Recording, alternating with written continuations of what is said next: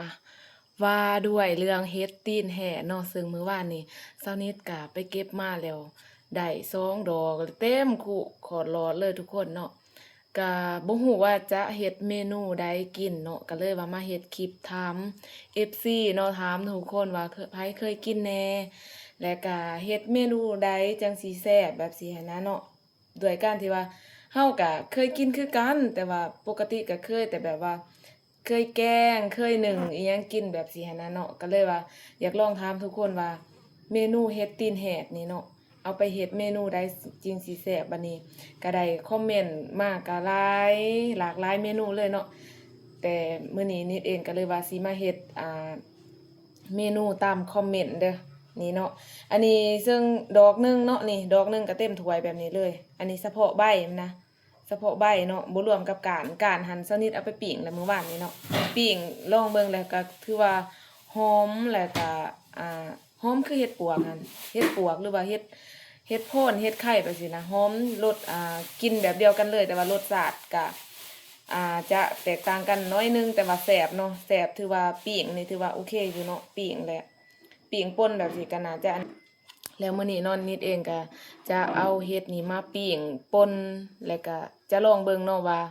จะเฮ็ดเมนูหยังใดแหน่เดี๋ยวจังได๋ก็มาติดตามผลงานของสนิทเด้อเนาะเมนูแรกของเฮาก็คือสิปิ้งเด้อปิ้งแล้วก็มีจำนวนหนึงเนาะที่ว่าเช้านิดเอาไปนึ่งไว้เพราะว่ามันหลายนะทุกคนนี่ปิ้งแบบนี้เลยเนาะจะลองปิ้งเบิ่งนี่ดอกเดียวก็เต็มอันนี้เลยมื้อวานนี่ก็การเพิ่นเนาะสนิทลองปิ้งเบิ่งแหละก็ถือว่าแซ่บอยู่เด้อเมนูเฮ็ดตีนแหดเนาะนี่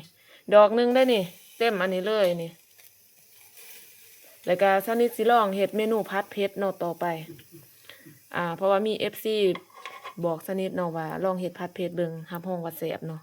จะลองเบิ่งเด้อไปเบิ่งเมนูต่อไปค่ะแต่ไปคั่วกับร้านเมื่อกี้นี่กลับมาเทื่อนี้ใหม่แล้วจ้าทางเทิงมันเนาะแต่ว่าก็เฮาจะเฮ็ดให้มันใหม่ๆตื่มเนาะย่านว่ามันยังบ่สุกจนน่ะกินแล้วว่าเมาเฮ็ดซะเนาะ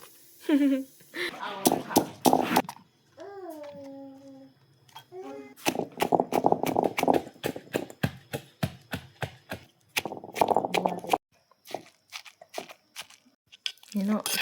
หน้าตาของเฮ็ดตีนแหดที่เฮาป่นแจ่วก็สิประมาณนี้เด้อโอ้หอมทุกคนหอมคือเฮ็ดปวกเนาะรสชาติอยากแบบเดียวกันเลยว้าวแล้วก็ตักจ้าบัดนี้เฮาก็มาต่อที่เมนูผัดเผ็ดเฮ็ดตีนแหดเนาะตอนนี้เฮาก็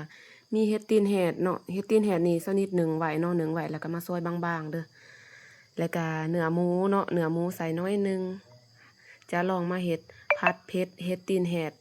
สู่ทุกคนเบิ่งเด้อมื้อนี้เด้อว่าจะเป็นหน้าตาแบบใดเฮามาเริ่มลงมือกันเลยอันดับแรกเนาะนิดเองก็สิคั่วอันนั้นน้ำมันหมูก่อนเนาะคั่วน้ำมันหมูก่อนแต่จากนั้นก็ตามมาด้วยมะพริกกับใบชีหูดจากนั้นก็เอาเห็ดของเราลงไปใส่เลย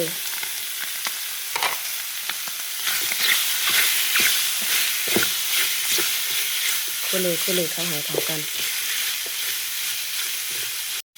จากนั้นก็ใส่เนื้อหมูจ้าเทลงไป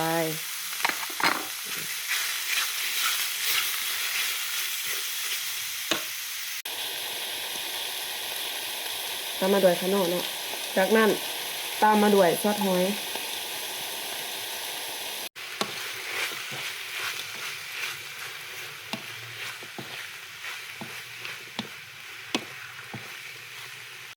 และบัดนี้ก็มาตกถ่ายที่พักบัวละผ้าเนาะหรือว่าโหระพานั่นเองอันนี้แม่น FC ทางฝั่งไทยเด้อเพิ่นแนะนำมาเนาะเพิ่นว่าสนิทเฮ็ดแบบนี้แซ่บเพิ่นว่าเนาะก็สิเฮ็ดตามเพิ่นบอกเด้อหอมผักบัวละพาหอมกินบัวละพาเนาะ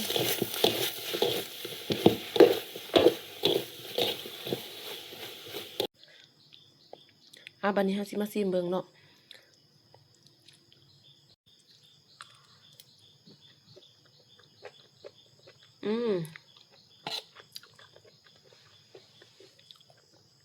แ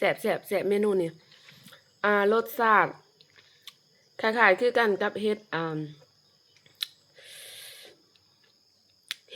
นะเฮ็ดเข็มใหญ่หั่นเด้เนาะ คล้ายๆแบบเดียวกันเลย แต่ว่าอันนี้จะมีความนัวแหน่น้อยหนึงเนาะแล้วก็สำหรับกินแม่นบางคนอาจจะบ่มักกินเนาะแต่ว่า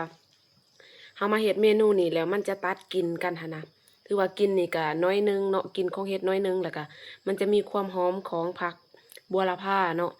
แล้วก็มีความหอมของเครื่องเทศของเฮาสินะเนาะถือว่าเมนูนี้ผ่านเด้อพอกินเนาะแซ่บผู้ใดบ่เคยกินก็ลองไปเฮ็ดเมนูนี่เบิ่งเด้อผัดเผ็ดเนาะผัดเผ็ดเฮ็ด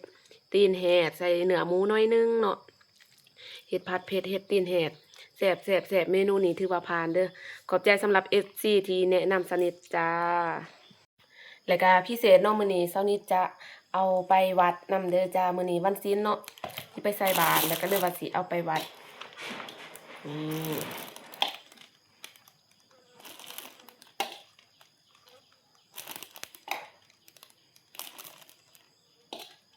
ส่วนที่เหลือเฮาก็สิตักใส่ถ้วยเนาะแบ่งกันกิน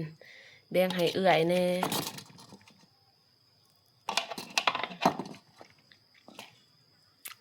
แบ่งให้เอื้อยแหน่แล้วก็พวกสนิทแหน่เนาะกินนำกัน2หลังคาเรือน กินหมดหมู่บ้านบัดนี้ก็ถือว่าสำเร็จเสร็จสิ้นเนาะได้เฮ็ด2ถ้วยเนาะ2ถ้วยแล้วก็อันนี้แม่นจะเอาไปถวายวัดเด้อจ้าเอาไปอันวัดเนาะไปใส่ผ้าขาวอยู่วัดสรุปก็คือกินเฮ็ดนี่หมดหมู่บ้านเด้อ เนาะเพราะว่าสิเอาไปวัดนำเด้กินเฮ็ดนี่หมดหมู่บ้านเด้อจ้าสำหรับคลิปนี้ขอตัวจบไปเพียงเท่านี้เนาะพบกันใหม่คลิปหน้าบ๊ายบาย